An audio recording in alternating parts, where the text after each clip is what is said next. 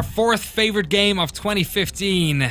God, it was a game that had us pulling our hair out, but what a wonderful experience to pull your hair out to. Mike Mahardy, Bloodborne.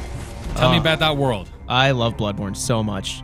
There's so much to say about the combat, but I really love the level design. I mean, I could play for 4 hours one night and not get to like a huge boss, but at the same time, I'm still unlocking these shortcuts that lead back to the lantern. So it's such like a foreboding world, but it's every time I kind of find one of these new routes, it's as much a victory in itself just because I feel safer. I'm getting more mastery over this world, and it just overall, it's such a great, you know, punishment versus reward factor. Yeah, so dense, like no fat at all in terms of like the level structure. It just seemed like immaculately crafted. There's no fat on this game, like almost none. It's so precise and everything in it serves a purpose.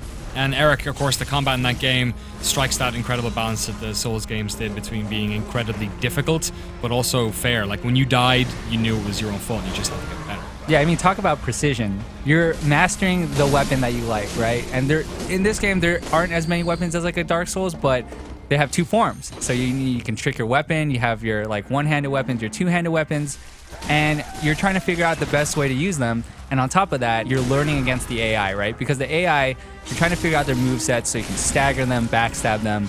And it's just a beautiful thing when you learn their tactics, and then you can punish them, and you're like, I got that sweet backstab.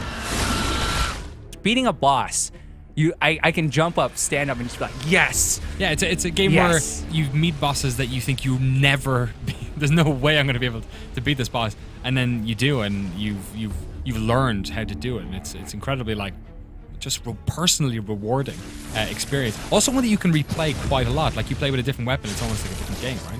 You have these 10 weapons, you kind of find out which one you like the most. You play with that for a while, and you're like, hey, you know, what if I tried this other weapon? And then you kind of find out, oh, that kind of screws up my build a little bit. I might just have to make a new character and go agility based. And then you're like, I love this weapon too, like the Chikage, which is like kind of like a katana blade that I got later on. It's just like, this is great. Like I want to play with this. So then you kind of end up having another character, and you just keep playing the game like slightly different because that's just how it is. And as you're playing the game, you're sort of unraveling this story that it's not really a story in the traditional sense of games, like really explicitly telling you stuff, but you sort of implicitly learn a lot about this universe just from being in it and talking to people and experiencing its rules.